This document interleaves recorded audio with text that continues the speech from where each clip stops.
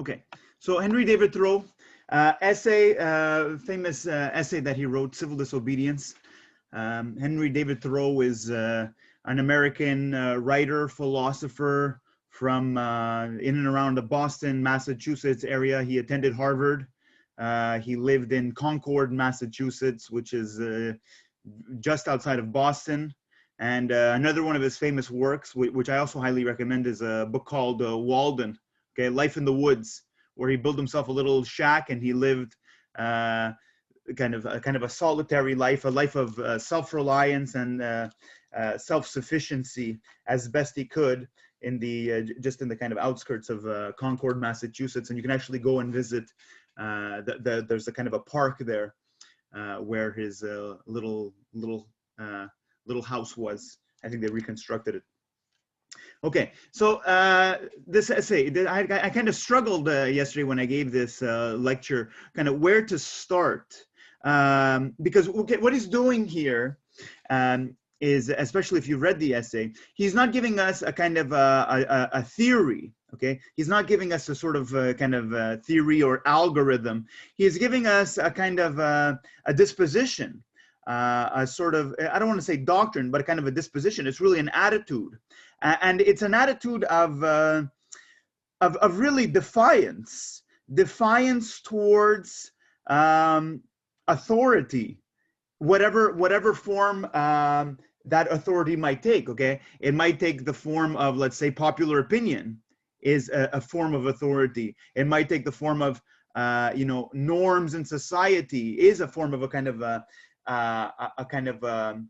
a force of conformity in a way. Okay, it tries to sort of assimilate laws. So the basic idea is this idea that you get with Ghandi,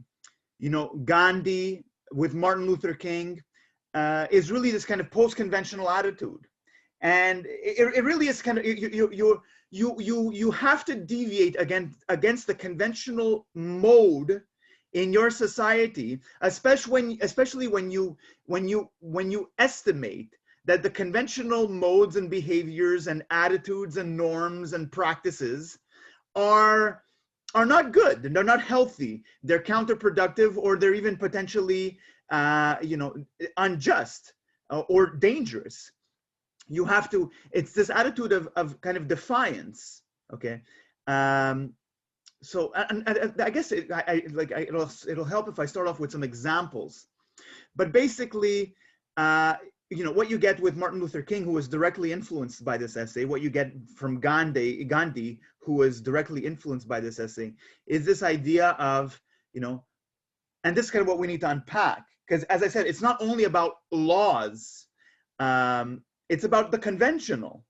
And the conventional is in part expressed through legislation, but it's not only about laws. But what you get is the famous quote from Martin Luther King is one has a moral responsibility to disobey an unjust law.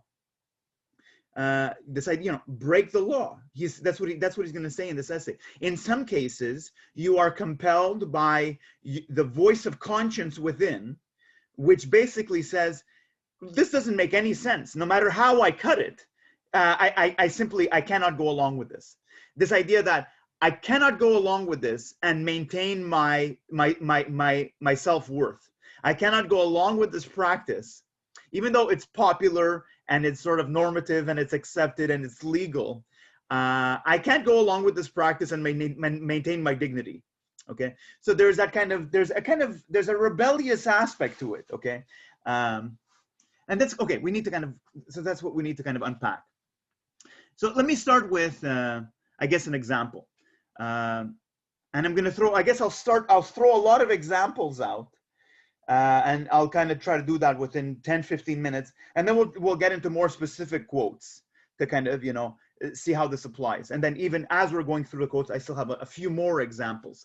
Okay, let me start with this example. Okay, and actually, let me start with I'm bouncing around in my head. Okay, you guys are like, what's going on? This guy said. But let me start with two examples that are pertinent to your final essay, if you chose to do it on that question. Is if you take somebody like Dr. Jack Kevorkian, if you've watched the movie, if you've chosen that question for the final essay, the movie You Don't Know Jack, okay, Al Pacino's playing Dr. Jack Kevorkian. There you have, again, it's that it's what we're talking about here is obviously post-conventional. Okay, you have Jack Kevorkian. They also called him Dr. Death. You know, I don't think he deserves that title, but you know, so post-conventional, you break the law. And he wasn't breaking the law because he just wanted to break the law. Jack Kevorkian wasn't breaking the law because he was like a sadistic person and enjoyed killing people and therefore went around looking for people to kill. You know, if you watch the movie and if you read up on Dr. Jack Kevorkian, I think the movie does a good job. He said, like, you know, the whole question of physician-assisted suicide and euthanasia, and kind of challenging that. He said, you know, like, he basically said, I can't go on. This is like, you have to choose something, which you don't have to choose something. You can be a sort of, you know, cookie cutter, run-of-the-mill, average person through and through, okay? And you don't have to pick any battles. But sometimes something, you know, is a kind of a thorn there, and it just kind of irritates you to the point where you're kind of compelled to act on it. So Jack Kevorkian is like, you know, why should people who are in their right mind and who have lived an otherwise beautiful life have to now end their life with you know, as a result of a terminal illness? And for whatever reason, our society says it's, you know, you can't take your own life, and we're not going to help you take your own life. You know, so like he gets these people, and it's kind of a shady operation. If you've seen the film, he has these patients who want to die. They say, look, I've lived a nice life. It was a beautiful life, but now I'm at the end of my line. I'm terminally ill. All I can look forward to is basically what? I can either look forward to a life of like a slow death and chronic pain. And this is not like fear of death. It's just like, why prolong something that is unnecessary and inevitable? So either looking forward to a slow life of chronic pain, or you alleviate the pain by taking, you know, opioids or whatever, you know, morphine, and you're basically in and out of consciousness. It's not like, you know, the last 2 months of your terminal illness, oh, you're having a party in your hospital room, or you know, in your palliative care ward. It's pointless. You know, so he even tries to talk them out of it. He tries to talk them out of it. He interviews his patient. It's like, it's not like, okay, he shows up and, you know, 5 minutes later, okay, let's do it, you know, the person's dead. There's a kind of a process there. There's a respecting the autonomy of the person, and he sees that as a kind of a higher thing. And you know, obviously, he at one point he draws attention to himself and he gets arrested. And at one point, you see when he gets arrested, the arrest. This is very important. This is what Henry David Thoreau says. This is what Martin Luther King says. The arrest becomes a platform of. You're not saying, in some of these people that I'm going to mention, these examples, the people are not saying, this is right and this is wrong. I know what's right. I'm coming here as a martyr. I'm coming here as a saint, and I'm going to teach you your mistaken ways. A lot of these people, a lot of the examples I'm going to provide, they're just saying, look, let's have a discussion. You know what I mean? Let's open up the forum here. And if it requires that I be arrested so that I go to so that I can take my case to the Supreme Court, so that this issue gets heard in the media. If that's what's required for a forum, so be it. Okay. So that's another thing, is this kind of attitude of let me try to put in this David Thoreau says explicitly, this idea of sort of, you are going to be silenced by the threat of punishment, doesn't work for somebody who understands what I'm kind of trying to describe right now. The threat of punishment or incarceration is, in some sense, taken to be more evidence of the injustice of the system, all right? And is actually taken as, you're going to arrest me? Great. Okay, let's publicize this. It's taken as, it's utilized as a means of advancing the issue. And furthermore, and this is the important part, if you threaten this person with arrest, it sort of doubles their resolve, okay? So let me try to put it this way. And this is what we got with Socrates right at the beginning of the semester. We kind of touched upon this. The person's dignity in terms of their moral self-worth outweigh their, comfort, outweigh their, let's say, their comfort and their livelihood. They're willing to put their skin in the game. And there's something extremely noble. There's something extremely noble about that. They say that this issue, this injustice, is greater than me as an individual. I would rather and in some cases you have a martyr. I'm not asking you guys to be a martyr and die for a cause. Some of these people are sort of martyrs and they die for a cause. But the threat of, it's this whole idea of like, we got that with Socrates a little bit right at the beginning. We didn't go into it too much. This idea is it's better to, this idea of, a man does not question whether or not it will benefit him. He just does what he knows is right. So it's better to sort of, die on your feet than live on your knees. That's a bit of kind of an extreme way to put it. But there is that sort of attitude. There is a very strong conviction, which is very, very scary for the status quo institutions and the stakeholders in that status quo. So maybe I'll come back to that idea of the strength of that conviction, but you get the point. Another example is in the same line is the other film that I gave you as a final essay question, which is the trial of the Chicago, was it 7 or 8? I forget. Okay, that basically those student protests against the war in Vietnam that were taking place, as a protest against the war in Vietnam and so on, getting arrested and challenging, first of all, the legality of it, and also in some sense using even the trial itself as a platform to not be sort of quashed and silenced, but to draw attention to that issue. Okay, let me give you a few. I'm going to kind of throw a few more examples out at you. Let's go with this one.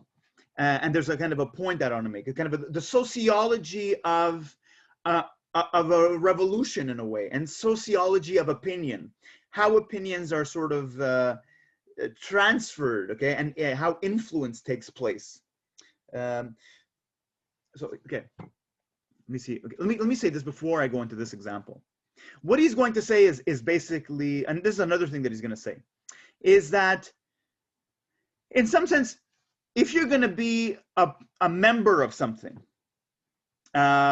you always want to be on the cutting edge of it. You know what I mean? If you're a scientist, you can be a kind of a run-of-the-mill scientist. But if in some sense you're a kind of a you're allumé, you're all there. You want to be doing. There's something about you, okay, that wants to be doing kind of cutting edge science. So.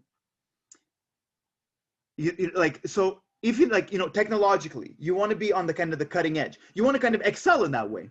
So in the same way, what he's saying is you want to be on the kind of cutting edge morally. And this is the point that he's going to make. Is what is an injustice?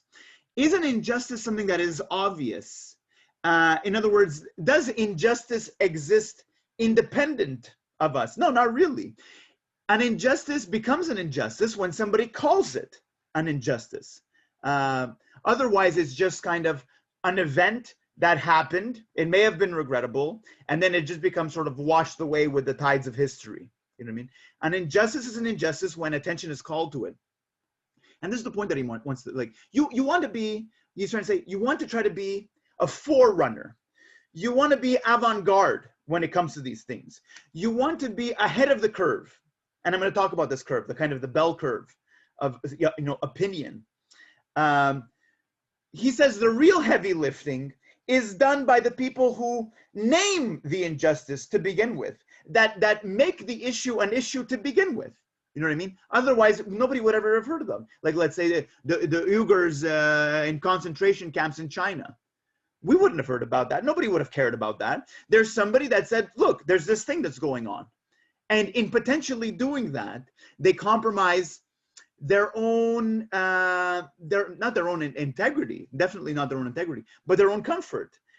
Some people have to come out as whistleblowers. Some people have to come out against the hand that feeds. They have to come out against their institution or their culture or their corporation and say, look, you know, somebody has to say something about this.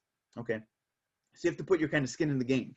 Let me say one more thing before I give you this example. There's a few more examples that come to mind. But he also says, look, you know, what we're talking about is kind of this post-conventional attitude. It's this idea that if something has to get done, you have to do it yourself, regrettably, okay? And furthermore, there's a lot of talk, but there's not a lot of action, okay? And he admits that. He says, look, you know, he says, I didn't come into this life, I didn't come into this world to solve all the problems, you know what I mean? It's like, it feels like a kind of a burden. You know, you didn't come in this world to sort of correct the wrongs and all the past historical injustices that were kind of, you know, passed down and inherited. It's like, look, you know, he admits that. He said, look, I just want to live my life. You know what I mean? I just want to be left alone in the woods. But at some point, maybe it occurs, maybe it doesn't occur. For some of you, there's something that is just a kind of a thorn in the side. Okay. And you have to say, okay, you know, it has to be, I have to do something about this. And basically this idea is you don't have to necessarily break the rules. You don't have to necessarily go all the way and be a martyr, but you have to push back a little bit, okay? There's some value in offering some form of resistance. So that's kind of, we'll talk about that in a second. So let me give you this example. This whole idea, let's say, take the example of Black Lives Matter. Black Lives Matter sort of really started around 2014, if I'm not mistaken, specifically around the acquittal of, what was his name? George Zimmerman, for basically having killed Trayvon Martin, okay? And then this kind of tsunami of, well, look, this is not an isolated case, okay? We've seen this before, and even while we're talking about it, look, it's happening, it's happening. So let me give you the example of Colin Kaepernick, who was not, let's say, the trailblazer. He wasn't, let's say, the forerunner of the ethical issue, but in some sense, he drew attention to this issue. And the point is, he used the platform that was at his disposal. So there is a kind of a strategic element to it. In other words, it's like, what form of resistance or defiance or what form of protest meaningfully works? And by meaningfully works, it means, at the very least, drawing attention to the issue to the point where, okay, now we're having a social conversation about it. Okay, it's on the table. So, what does Colin Kaepernick do? Colin Kaepernick is a quarterback, football player, and he refuses to stand. I don't know whether he was sitting or whether he was kneeling during the national anthem. And he was the first football player to do this. Okay, and he got initially a lot of confusion, a lot of backlash. He got backlash from the league. He got backlash from team owners. Okay, later on he got backlash that stupid stunt from Mike Pence, which was like so obviously orchestrated. If that means something good, okay. If that doesn't mean anything, never mind. But then what happens? So in terms of, he is, in some sense, the forerunner, at least in terms of NFL players using their platform. Now, even let's say my father was like, this is wrong, he shouldn't do this. He's just an athlete. He's just a performer. He's just an entertainer, okay? He is not supposed to, let's say, I don't know where my father was coming from with this, I realized a lot about, the Trump administration made me realize a lot about my father. Anyways, that's kind of a side note. He's not supposed to, this is not a political forum. This is a kind of a sports forum. Just do what you're supposed to do and shut up, okay? And I can understand a little bit of that, Everybody has an opinion about everything nowadays. But nonetheless, you have to kind of applaud that, like, this is the only platform that he really had. And he used that platform quite well. Now, there's always the danger. There's the danger that, and it almost backfired in the sense that, it was at the end of his contract. And I believe he didn't get his contract renewed, so he was kind of out of work for a while. And this is the point. yeah, I want you like this kind of these stages of influence. If he was alone and nobody else followed him, then he would have been basically, he would have lost his job and he would have basically been forgotten by history. Okay. But then what happens is you have other players that join. They join because they sincerely care. So in some sense, they are not the leader in as far as Colin Kaepernick is the leader. They are followers, but they are nonetheless ahead of the curve. Okay. That kind of, you know, the kind of the bell curve, they're still ahead of it. Most people are unaware of it or are kind of opposed to it. Okay. And then what you end up getting is basically the other players, you know, like let's say the last player on the team is just going to kneel because you don't want to then be the last one to be standing. So even though, you know, you might not care about the issue, but you in some sense have to kind of join in on it because there's a kind of a new conformity. There's, okay. So let me try to kind of articulate that a little bit, and you get that with that video that I sent you with the whole Extinction Rebellion, which is another example which I want to talk about and I want to have a brief discussion about. But basically, any ethical issue that you take, you're going to have that famous bell curve distribution. Okay, whether you take, let's say, political disposition or attitudes towards an ethical issue, you're going to have that basically the bell curve. Okay, in the same way that, you know, even if you take knowledge, there's people that know, there's a few people that know a lot, there's a few people that know very little, and most people just like to know just about as much as most people know. Okay, there's a kind of an aggregating force. You have to think about it kind of gravitationally. Human beings are like that. We are herd animals. We find comfort and refuge in the center. Okay, you don't want to deviate too much. You don't want to stick your, you know, so everybody sort of flocks towards the sort of the middle here. So this axis here, the up and down, the amplitude is a measure of sort of population density, so to speak, so that any given issue, you know, one standard deviation this way and one standard deviation this way, you're going to have 68% of the population in there. Okay. So even if you, let's say you take political right and left, most people are kind of centrist, or they don't really care, you know what I mean? Or they're kind of left, but like, you know, fashionably left, and or right, like fashionably right, insofar as you can be, you know what I mean? And then you have the people that are, let's say, more progressive and like hardcore liberal, hardcore leftist. And then you have the kind of more like hardcore conservative, to the point where you get like, you know, like white supremacists and stuff, like the extremes, you know what I mean? And the point is, if you go too far, then you're just like, you don't even want to be like, nobody wants to even listen to you, you know what I mean? If you go too far, it's just like you're a space cadet. You're like, and so you might be completely right, but insofar as societally, you know, the societal average reference point, you're like a space cadet, you know, you're just like, I can't even begin to understand what you're saying. So but this is the point, is even if you deviate a little bit, that societal, you have to think about it kind of like in terms of like gravitation, in terms of like physics. The mass sort of is always pulling you towards it. But you as an individual, let's say you stand here relative to the middle, you are also exerting a pull of this towards you. Obviously, the pull of the bulk of society is exerting a much greater influence on you. There's a kind of assimilating, conforming force rather than you on it, but you are nonetheless influencing a pull on it. Okay. So, you know, you get, let's say, Colin Kaepernick, and you get the immediate athletes that followed Colin Kaepernick because they actually felt strongly about the issue. And then you get basically the athletes that tag along because they don't want to be left out.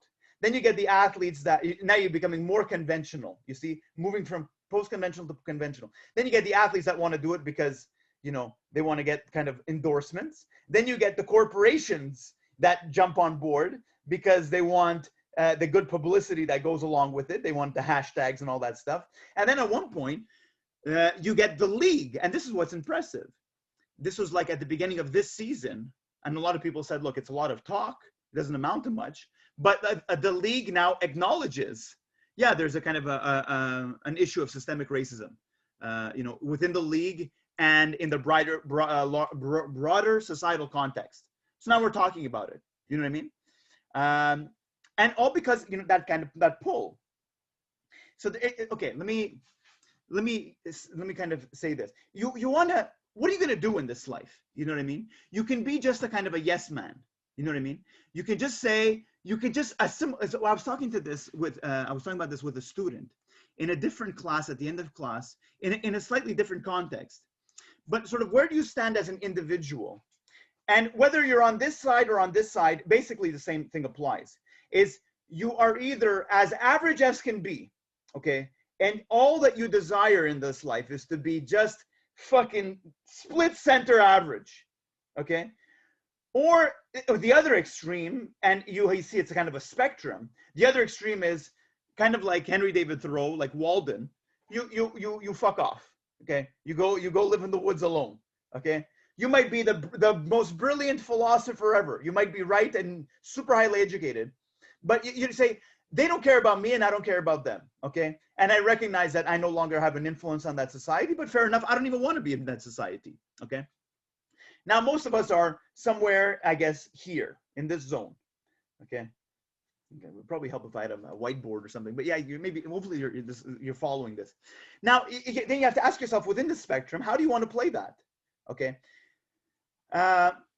So you can say, well, no matter which group I'm in, I just basically conform to the normative practices within that group, just the kind of the yes man. And you get this even in, let's say you go to a business, you start a new job, you see that there is a kind of a sort of, what do you call it? I think we used the word in this class during a presentation, that kind of, there's a culture there. You know what I mean? So it's like, okay, in this culture, there is, racial slurs are used liberally here. And you know what? I want to just fit in. I don't want to kind of stand out. I don't want to make an issue about it. So I'm just gonna, yeah, okay, that's what we do here. And then you go see your other group of friends, and oh no, they don't talk that way. And oh no, now you don't talk that way either. You know what I mean? And you can't be seen talking that way. But then you go back to work, and you're back in that culture. There's that assimilating force. Okay. So you can choose to, let's say, you can sort of be an individual, and I don't know, think for yourself in the kind of post-conventional sense, and you can assimilate to a certain degree. You can be like a chameleon, okay? But this is the point that I want to make, is you have to push back a little bit. Otherwise, basically, in some sense, you are affirming that we as a society, where we are perfect, and we're at the end of evolution, and everything that we say societally is basically it. You know what I mean? There's no errors that we need to correct. There's nothing that we need to improve on, and therefore there's nothing that I need to push back on. You're just like, oh yeah, oh yeah, always in agreement, always agreeing with everybody. You don't want to be the person who disagrees. It's good to disagree, but like you have to calibrate that, okay? And now I'm not even talking about what he's talking about. He's talking about disagreeing to the point where there's like consequences, okay? We're not even pushing that far yet. But let me give you this example, okay? And then I'll kind of wrap this up. Again, you're with one group of friends, and like I have that. Like I have one group of friends, they're more politically oriented, and the conversation goes that way, and I engage more that way. And then I go with, let's say, my usual group of friends who don't really give a shit about politics. And in some sense, it's like, it go back to the idea, like it's bad to talk about politics, but you have to offer some kind of resistance. So let me give you this example, with my friends from elementary and high school, my good friends, they're basically run of the mill. They're, they don't really care about environmental issues, political issues. They're not super highly educated. And let me just use this example, okay? Like I have one friend who's a butcher. I'm not a vegetarian, but I should be more of a vegetarian than I am. I make a lot more exceptions than I'm actually comfortable with, and I admit that. Okay, but when I'm with them, you know, I don't make a point about it. You know what I mean? But you have to shoot out a little comment every once in a while. You have to, you know, throw a little stick of, you know, you have to throw a little firecracker in there just to get the blood flowing. Otherwise, what are we doing? You know what I mean? In the, you know, whether you're in your little microcosm group or whether you're in the broader social context. So, you know, I'll throw in a little vegetarian little comment, you know, and you know, sometimes the comment will be ignored, just it won't register. Sometimes it'll register, but there's no reaction. Sometimes it'll register and we'll kind of bounce back, you know, back and forth, kind of in a kind of a joking way. Sometimes it'll open up to a sort of a friendly debate, and sometimes it opens up to a kind of a heated debate. Okay. And that's about as far as you want to get, especially with your kind of friends. You don't want to make it, you know, you want to, again, you don't want to be so moralistic that you are so far gone that you turn people off in a way. You want to bring the conversation towards you. You got to kind of massage society. Come on. It's okay. Let's go. Let's progress in a way. Okay. So let me give you a few more. If you have any questions or comments, just jump right in. Let me give you a few more examples. Another example, okay, I believe I might have mentioned them. A kind of a social and political commentator in the United States that I quite enjoy listening to. His name is Chris Hedges.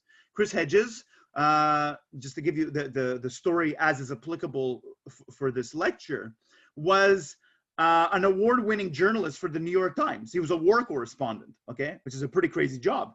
And when the second invasion of Iraq was taking place after 9/11, he was very critical of the Bush administration, and he was very critical about this whole war. Why, you know, and basically he was approached by the administration of the New York Times that he was working for as a very well-regarded and respected journalist, and they said, look, you have to take it easy with, you know, Iraq.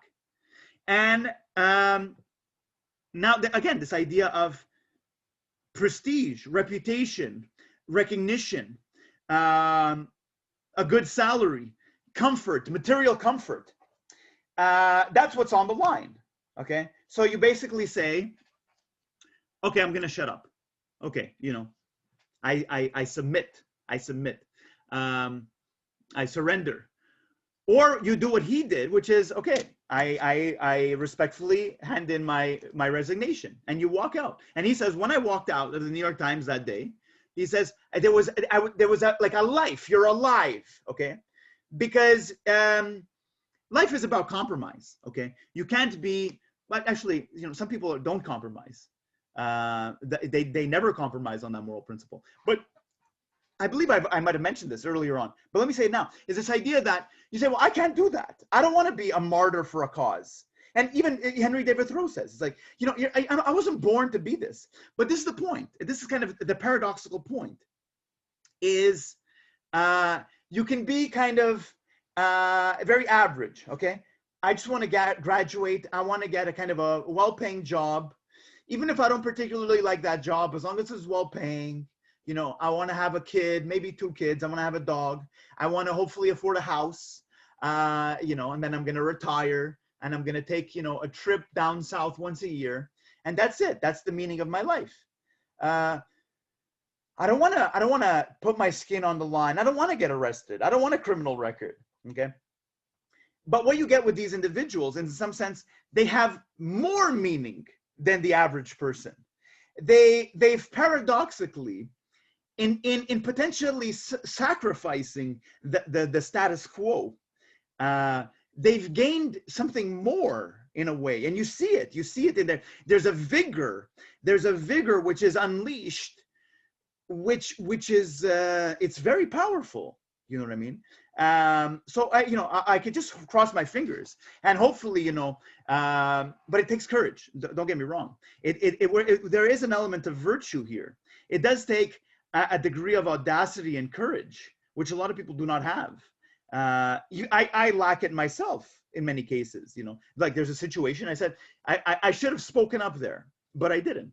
You know, And it takes courage. So I cross my fingers and I say, maybe, hopefully, you guys are still young. One of my, I'm going to read a newspaper article, and it's going to be one of my students. It's going to be a recognizable name. Say, oh yeah, and then I can kind of, I can boast, and I can say, yeah, I was their ethics teacher. But say, and then you're looking at me, say, no, fuck you, Mike. You should be doing this shit. Stop like passing the buck, and that's absolutely right. Okay, a few. Just to drop a few more names, okay? If you think about, let's say, Edward Snowden. You guys need to know these names if you don't know these names. Edward Snowden, Julian Assange. There's definitely civil disobedience there. There's definitely going against, in this case, they're actually breaking the law, okay?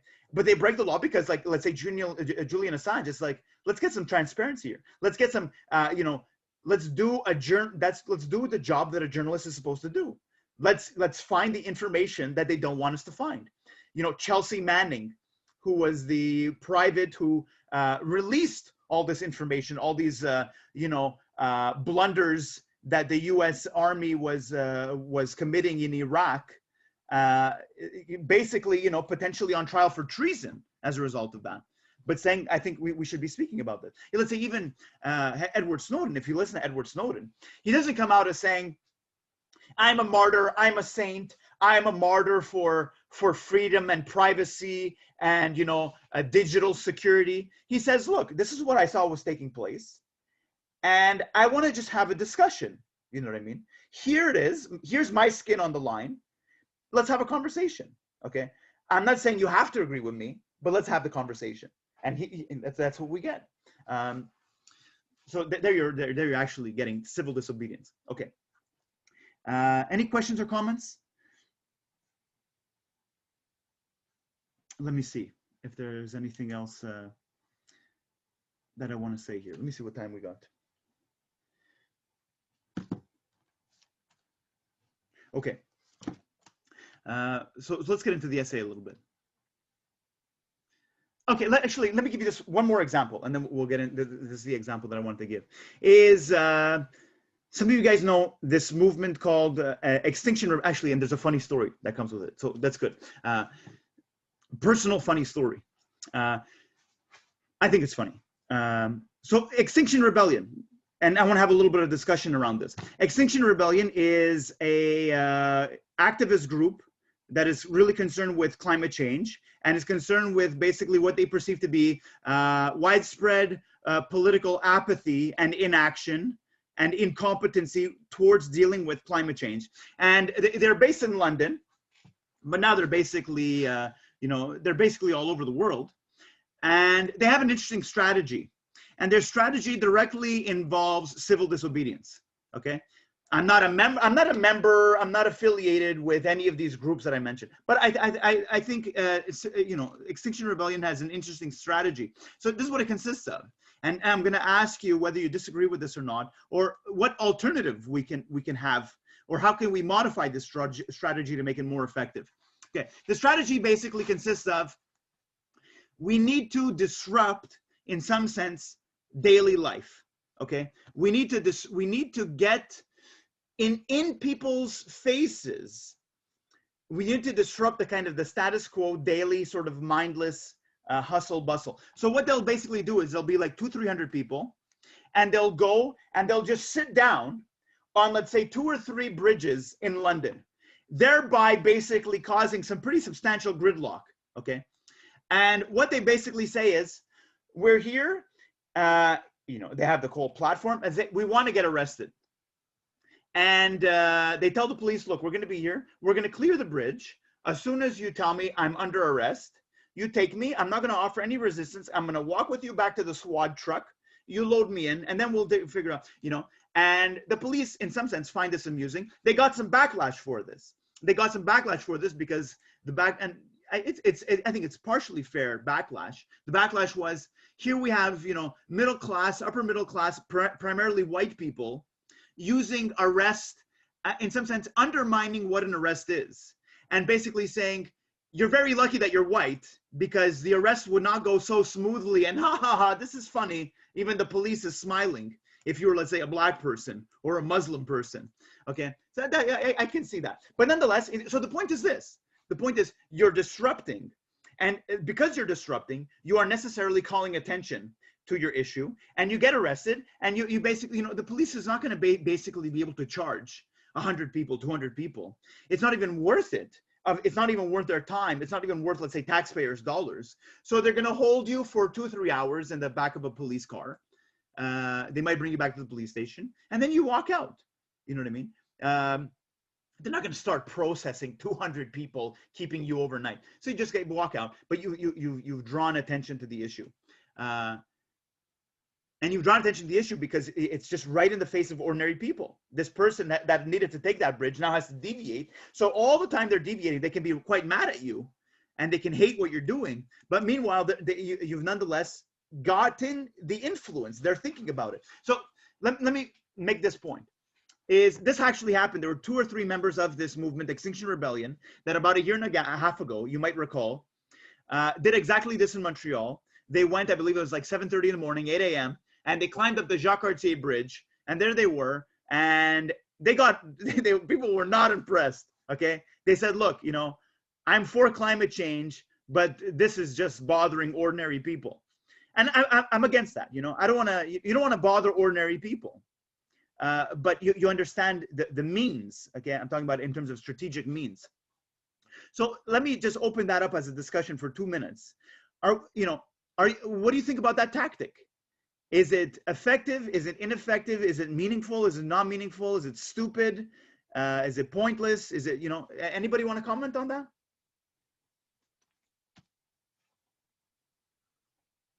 I think it's effective. Obviously, it draws attention to the issue itself. But again, I think one of the problems is that I'm not sure to what extent the people that, for example, the people that did have to take another bridge than Jacques Cartier or were stuck in traffic, how much are they going to want to care for your cause?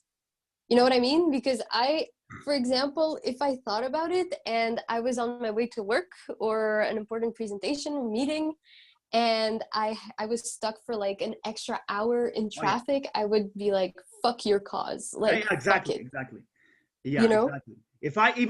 If I had to show up half an hour late for work, I'd be pissed. You know, so exactly. If you push too far, that's the whole thing. If you push too far, that kind of strategic, you know, if you push too far, then you're going to get a kind of a backlash. Exactly. In some sense, you undermine, you hurt not the cause, but you hurt the credibility of your movement as a kind of a credible voice on the cause in a way. You know what I mean? So what I had said in another class was, in some sense, what would have been more effective would have been at 4 a.m, when you know there is no traffic, the 3 same guys, you climb up and you put a banner going across the bridge, so you're not going to disrupt, you know, you're not going to disrupt traffic, and you know that about 20,000 commuters are going to drive by and they're going to read that banner. Okay. You can even make it playful in a way. That's why I like Banksy. Okay, I have Banksy here, and it's a good coincidence. Banksy, there is that kind of political commentary with Banksy. You know what I mean? So like this was just like this, for instance, is one of the works that he did. So there is an element of civil disobedience there too, because he's a graffiti artist. You know, you have to do it in a kind of a clandestine way. And this is one of the works that he did on the dividing wall in Gaza between, Palestine and Israel, and kind of making a claim about the situation that's going on in Palestine and doing it effectively. I don't think I agree there. You don't want to disrupt the ordinary person's life, but it's this idea of influence. You know, we have the idea of an influencer. An influencer now is basically just, you're a sellout that is basically, you're using your own credibility as a means to sell products for a corporation. That's what an influencer is. What Henry David Thoreau is talking about is be a moral influencer. You know what I mean? Whatever way that makes sense. So, okay, good. Anybody else want to comment on that technique, that strategy, or any alternative? No? Okay. So then let's I actually have like a thing to mention about that strategy. Do you know Saul Alinsky? No. Tell me. It rings a bell. Okay, he was one of the well, he was an activist back in the 60s. He was very prominent in the civil rights movement, and he has a book called Rules for Radicals, Okay. which is basically a book explaining what are good strategies to get people to care, but without completely disrupting like a normal person's like everyday life.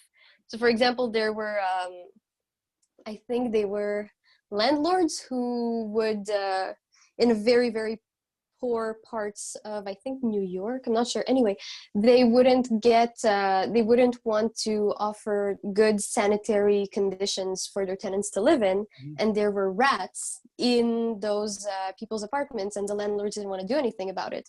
So what Alinsky did with those people is that he told them to take all the dead rat bodies and put them at the door of the landlord every time they find it. And eventually that got the landlords moving. So no like person who has nothing to do with the situation got bothered by it, and yet it did something, you know?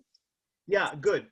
That's good. Thanks for that that reference, Yasmina. So there's two things that I like there. There's that idea of exactly targeting the people who are the sort of upholders of that status quo, targeting them directly. You know, you're not kind of waging war, but it's kind of a warfare in a kind of a way. You know, it's a kind of a non-violent thing. Okay, but there's also this element of the kind of the collective. If one person would have done it, there might have been disproportionate backlash to that individual. They might have gotten evicted or whatever, you know, harassed. But if it's done collectively, then that kind of works. Okay, good. So let me see if there's something else that I want to mention there. Let's get into some of the quotes. Let's get into some quotes here. So I like this quote. Okay, interesting idea. He says, I accept the motto that government is best which governs least, and I should like to see it acted up more readily and systemically. And basically carried out to its logical extreme, he says it would amount to that government is best which governs not at all. And when men are prepared for it, that is the kind of government they will have. So it's kind of a beautiful, kind of romantic sort of anarchy in a way. Okay, you know, it's very kind of utopian, but it's something to, I don't know, you know, it's very idealistic, but something to nonetheless maybe look forward to, that you can get to the point where we are sufficiently post-conventional across the board that you don't need to be governed. You don't need rules, because you are, in some sense, it's kind of like as Kant says, you are your own moral legislator. So I have this point that I was going to make later on. Let me just kind of make that now. Is you know, the rules are there, and the conventional people like the rules because they're all about the rules, that kind of conventional stage. And the conventional people like the rules because you need to basically control the animals that are the pre-conventional people. But in controlling the pre-conventional people, you also subject the post-conventional people to the same rules. And the post-conventional people are like, I don't need to be governed. You know what I mean? It's like, this is obvious. I don't need to be told that I have to do this, you know, through, otherwise there will be, like, you know, consequences of like force or sanction or you know what I mean? So like you got to feel bad for the post-conventional people because they're subject to, well, you don't actually, you don't have to feel bad for them because the rules in some sense don't matter to them because they would have done it regardless of the rules. But nonetheless, they're subject to all these rules. Let me just say one more thing, a little bit of a kind of a side note, but nonetheless, you all break the law all the time, okay? You know, sometimes you break the law without even knowing that you broke the law. You know, you jaywalk or whatever. If it's, let's say, 3:30 in the morning and I'm at a red light and I know that it's a particularly bad red light, I'm going to go through the red light. You know what I mean? I wouldn't call that civil disobedience. That's just kind of, you know, breaking the rule. That's it's kind of convenient to me. You know, that's like, my wife is different in that way. My wife is very much like by the book. So we get into kind of disagreements like that. But So let me kind of tie that in back to this. What is he going to be doing? What is going to be his form of protest? And his form of protest is going to be basically, I believe is what is called a tax protest. Is I don't agree with what the society is doing. Therefore, I'm going to refuse to pay my income taxes. Because why should, it's like, you know, even in Canada, it's like, I don't agree with arms sales to Saudi Arabia. I never signed up for this. It's not part of, you know, the social, this is part of the social contract that I agreed to, that my nation is going to be, you know, funding a war in Yemen, which I regard as kind of a violation of human rights. So therefore, I'm not going to pay taxes because I am, in some sense, paying for those bullets. I'm paying for those, you know, armored vehicles. So fuck that. You know what I mean? Now, this is the point. You might say, well, that's kind of convenient. You know what I mean? I'll say, yeah, sure, I'm against Saudi Arabia too. But really, you know, it's kind of the facade of being, I'm against Saudi Arabia's war in Yemen because I don't want to pay my taxes. So what's the real motive? The real motive is not the post-conventional idea of justice that is compelling you. It is the pre-conventional idea of, I get to not pay my taxes. So what's the test there? There has to be a kind of a litmus test to figure out who's who, you know, who's the real deal and who's the bullshitter. And Henry David Thoreau touches upon this, and Martin Luther King reiterates it. Henry David Thoreau says, once the constable comes knocking on the door, or, you know, the Canada Revenue Agency or the IRS comes knocking on the door, you say, oh, never mind. I was just kidding. You know what I mean? I'm going to pay my taxes because I don't want to go to jail. Whereas the person who's really understood, the really post-conventional person, is going to say, oh, you're here? Let's go. Take me to jail. Okay. In other words, you can't, this is a very powerful person. You cannot threaten them. So this is what he says. He says, they throw me in jail under the aspiration that treating me like a dog is going to sort of break my spirit. But it just doubles my resolve. You know, it's like, you know, Nelson Mandela. Throwing him in jail does not make him apologize. It's like, okay, you know, it's just more evidence of the injustice. But now you get to feel it. So you become a more, it just angers the moral person. You know what I mean? So he says, even Martin Luther King says that way. He says, the threat of the punishment is something that the moral person is willing to assume. Because at the very least, it will draw media attention and public attention to the cause. The threat of punishment does not, you know, it's kind of like, you know, you're trying to call my bluff.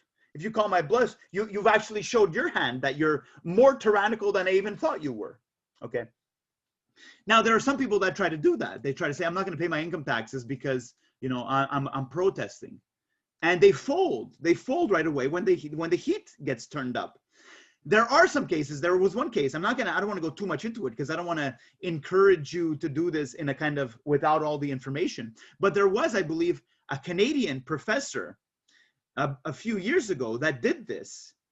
And I'm not sure where it ended up, but it ended up going to, let's say, the Supreme Court. And I think he had I'm not sure how it ended up, but he had a very good case. You know, so that's what let's move on. So he says, most people serve society merely as bodies, okay? You're basically just like an animal. You're like a beast of burden. You do heavy lifting. You move this here, you move those rocks there, you cut this wood and so on. You know, you move these papers here, you stamp these papers, you know, you sign these documents. He says, but there's another way to serve society, which is as a citizen, as a conscientious citizen. You can serve society with your body. You can serve society with your intellect. Or he says you can go even further and serve society with your conscience, you know, and you can talk about justice. So this is a point that he wanted to make, and this is a point that I probably wanted to make earlier. You want to be ahead of the curve, okay? So it's like, he says, let's say slavery. You can be the person who's really pushing the cause for slavery. He says when slavery becomes popular, it will be because there's little slavery left to address by it. Same thing with, let's say, Black Lives Matter. You could have been a forerunner there, but being a forerunner, it always puts you as a kind of an outsider. You're always pushing against the grain. And you can potentially be pushed out, okay? Once you go too far, I can give you just another push and you're out of bounds. But then you get that kind of momentum and society starts to shift to you. And then everybody's like, oh, you know, Black Lives Matter. Yeah, you know, hashtag, you know, I'm an activist now because I'm on Facebook talking about Black Lives Matter. You weren't there. The real heavy lifting, it's kind of it's inverted. We have an inverted idea about it. The inverted idea is that the change is going to happen once it becomes popular. It's the popularity which is going to bring about the change. What he's saying is, once it becomes popular, all the work has already been done. All the real heavy lifting has already been done. Think about that, okay?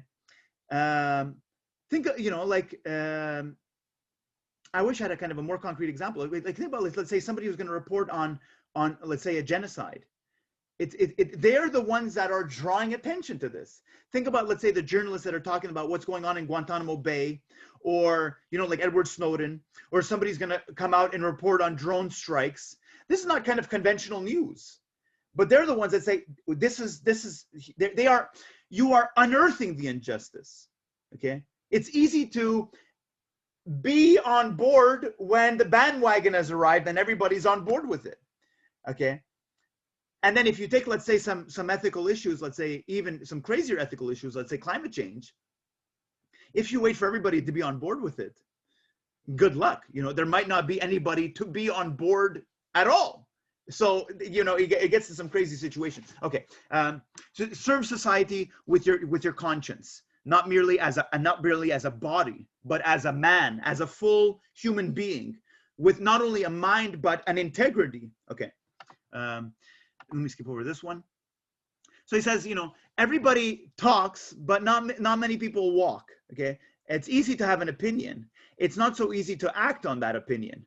And so he says, you know, there are hundreds of thousands of people that are opposed to the war, and yet nobody in effect does anything to do it. So he was basically protesting the Mexican-American War, I think having to do with where Texas was going to go, and against slavery. So he says, you know, he said, I'm against slavery. Everybody's against slavery, but nobody's doing anything about it. Everybody's against the war. And even those people that refuse to go to war themselves are going to nonetheless pay their taxes, and are basically going to pay for the rifle to go into the hands of somebody else. Okay. So how do you strategically subvert the societal norms and rules which you feel are eventually dangerous? Let me try to put it again, this whole idea of, well, I'm not passively evil. I'm not actively evil. Therefore, as a passive person, I must be good. That's a mistake. You know what I mean? Look at Nazi Germany. Look at Nazi Germany. The passive sort of complacency is what enabled it. It's what creates the fertile ground for the injustices to go on. You know what I mean? It's like, oh yeah, no, but we didn't know about it. Like, no, it's you saw it. Okay, you saw what was happening to the Jews, you know, when they started going around breaking windows and drawing swastikas and all this stuff, you know, Star of David on shop owners, stores and all this. You saw it, you know, don't pretend you didn't see it. But you tolerated. Passive, that idea, again, going back to that kind of pre-conventional and conventional. Just passive tolerance. It's okay. Somebody else is going to fix it. It's okay. The scientists are going to fix it. It's okay. We're going to figure out something. It's okay. Okay. It says, there are thousands who are in opinion opposed to slavery and to the war, who yet in effect do nothing to put an end to them.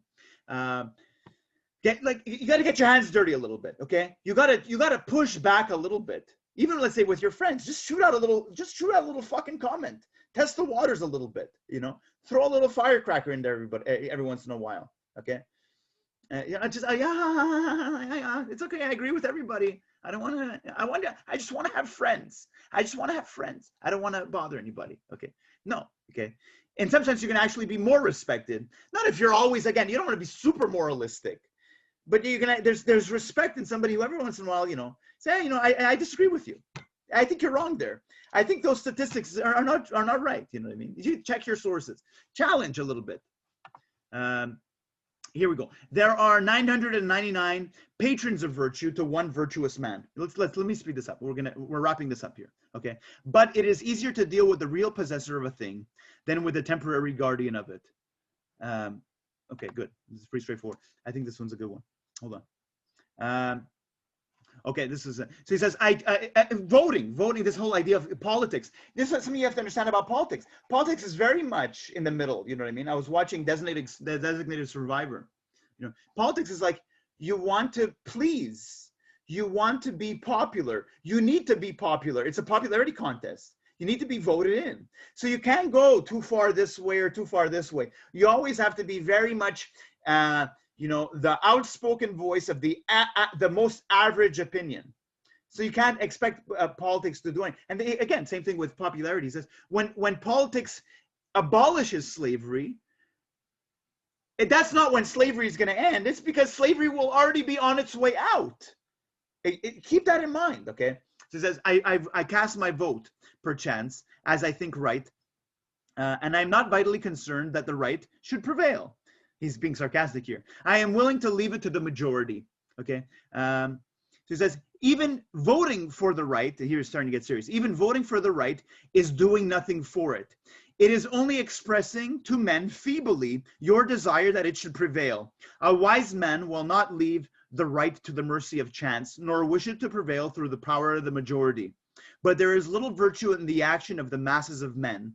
When the majority shall at length vote for the abolition of slavery, it will be because they are indifferent to slavery, or because there is but little slavery left to be abolished by their vote. They then will be the only slaves. And here we get a good line.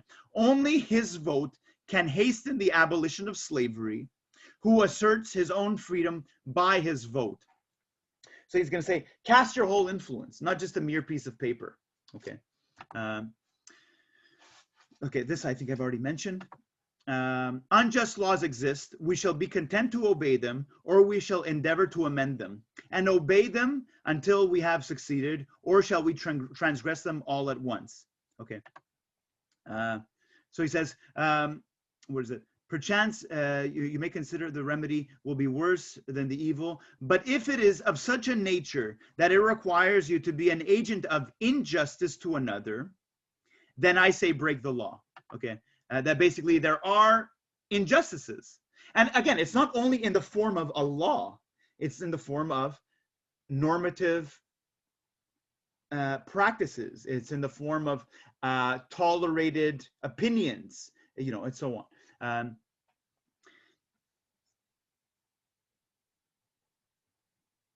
So again, here it says, there are hundreds of people, thousands of people that are opposed to it, but nobody who actually does anything towards it.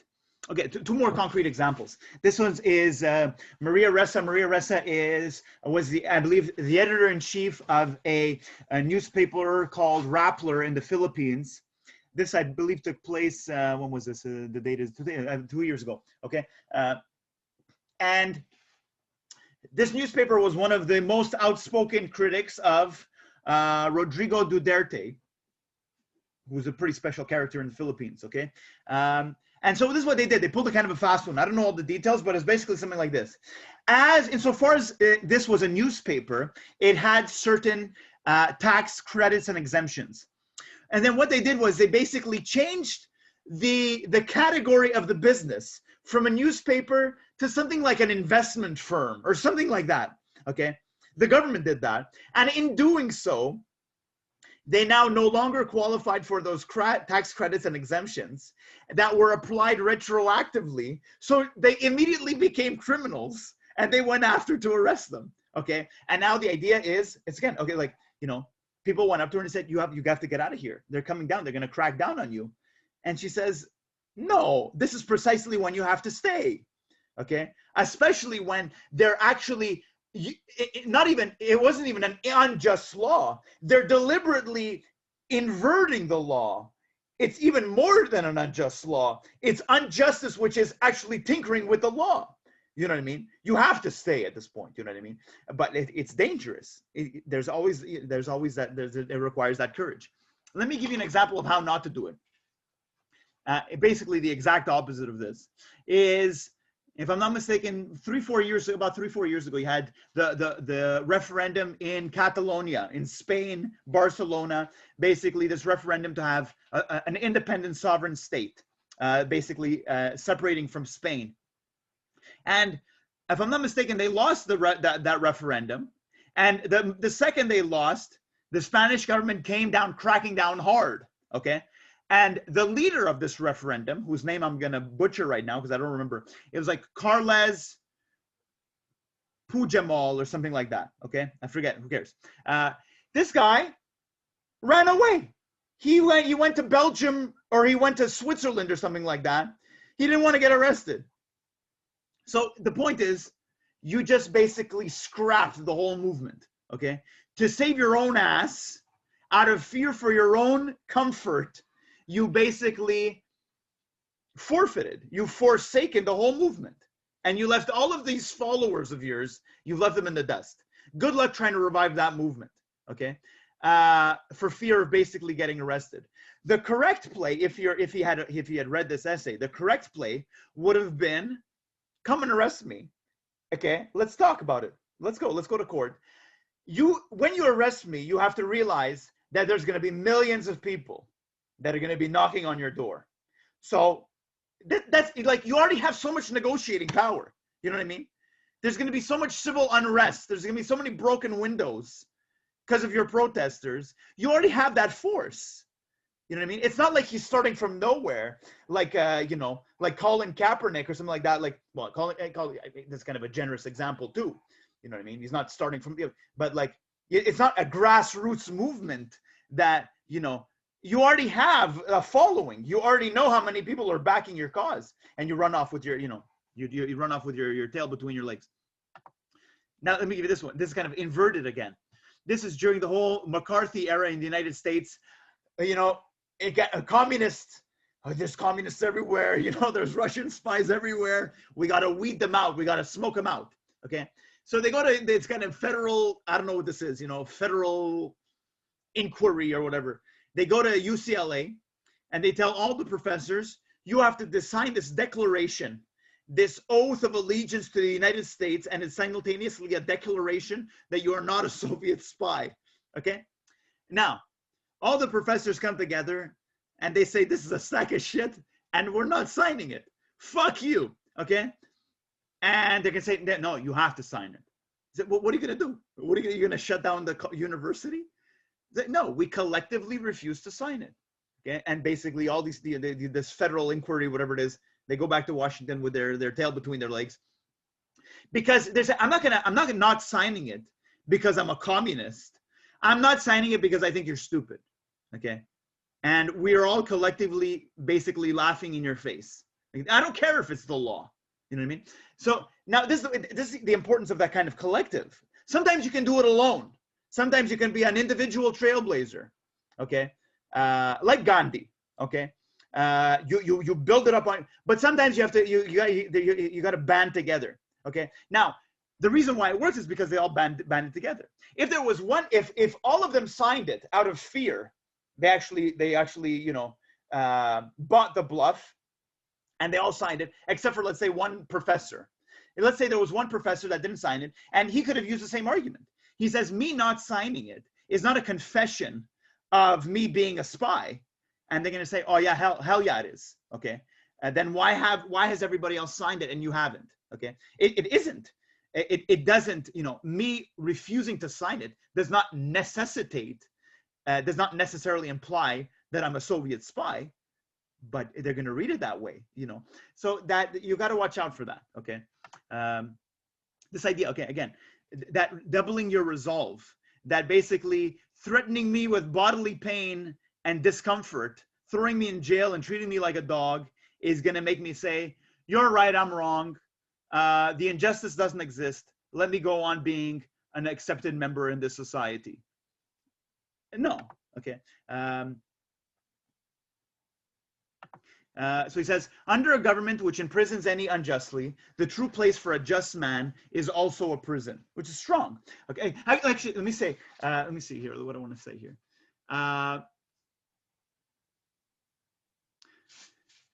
I'm not asking, okay, like, let me actually to put this in this context, actually going back to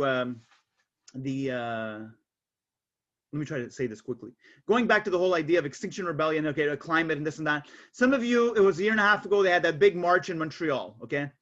And I'm not too fond on organized protests, like a march like that. Like, okay, you know, let's go and let's walk in a clean, delineated, designated area from this time to this time, and we're going to be escorted by the police because we can't disrupt anything, and it's very convenient for everybody, and everybody gets to take pictures, and the media gets to report about it, and we all get to take selfies and feel as though we made a difference, and nothing really happens. So it's like kind of all that idea, oh, you know, popularity, you know, it's great. I'm all for climate change. I just don't feel that the march was very effective. Greta Thunberg, yeah, it's great. It's very exciting, you know. Oh, you know, it's 100,000 people. No, wait, it's 200. No, 3,000, 300,000. No, it's 500,000 people. Wow. Okay, like, you know, I went because my wife wanted to go. We had some friends there. My wife wanted to bring our daughter. It was a nice sunny day. It was very convenient. It was convenient. Otherwise, if it was raining, I might not have gone. Okay. So there you go. You see. Now this is the point. This is the kind of the funny story. Is I guess it's funny. It's a little bit of a critique on Vanier, but here we go. Is I had sent out a message to my students at the time. I had some ethics group and I had some worldviews groups, and I said, if you attend the march, send me a picture. I'll give you a bonus point, whatever, you know, because it was, again, it was like it was a popular thing to do. So I'm trying to encourage it, this and that. Okay. And probably many of you went. All right. And then I said in the same message to them, in the same email, I said, and if you get arrested in an act of civil disobedience, I'll give you an extra bonus point. So instead of 1 bonus point for the picture, you get another one. You get 2 total bonus points. Okay. So I said, it was obviously a joke. It was meant that way. It was interpreted as a joke. None of my students got arrested. I asked them afterwards. They all understood it was a joke. Okay. And then I get a message from the dean later on that day. Okay. And she says, you need to come into the office on Monday morning. We need to talk about this. So I go, there's the head of human resources and the dean. And they say, you know, Mike, do you know why you're here? You say, I have a pretty good idea why I'm here. Okay. And we had this conversation. I said, look, you know, it wasn't, you know, but the alarm bells rang. They called their lawyers. They called their insurances. They thought I was unleashing an army of eco-terrorists, you know. So I said, look, nobody got arrested. Everybody understood it was a joke. I kind of diffused the situation, and they gave me kind of a verbal warning, no real repercussion, and it was fair, you know. And they said, you know, okay, on your way. So no repercussion. But and then I realized something is like, that's my job, and I know that's my job. Is I'm just supposed to talk about, especially in the ethics class, it's just purely intellectual. You know what I mean? I can't ask you to act. I can't personally ask you to act on anything that we've said in class, you know, this semester. You have to do that on your own because of legal and liability and insurance issues. So that I found that I found that funny. So, you know, like as an ethics teacher, you know, like I'm telling you, break the law, you know, but it's like, again, it's not just break the law for the sake. There are some times where you just have to oppose, you know, it's like resist. It's that spirit of defiance. It's an attitude. It's a beautiful thing. And as I said, these real rascals, okay, some of these real scoundrels like Ghandi, Martin Luther King, they have more meaning. They've tapped into something. They've tapped into a source of meaning, which I think I personally feel like a lot of people do not have that. I think there's a kind of a shortage of meaning. People are looking for meaning, okay? And these people have found it, paradoxically, in a way. In a way, it's paradoxical, because we've somehow come to understand that the meaning is to just be a comfortable, well-fed animal, be a well-rested mammal, and you know, that's it. That's your going to work 9 to 5, and that's as far productive, and that's all that is required of you from the society. Thumbs up, did a good job. Okay, I'm not sure. I can't advocate for you to do that. But I just want you to appreciate that, you know, there's something there, and that you have to at least minimally push back. Unless you want to, I'm not saying, you know, don't be an average person. It's bad to be an average. If that's, you know, if that's what tickles your fancy, go for it, you know. But you have to offer a little bit of resistance. Cast your whole vote, not merely a strip of paper, but your whole influence. Okay. Any questions or comments with regards to that before we make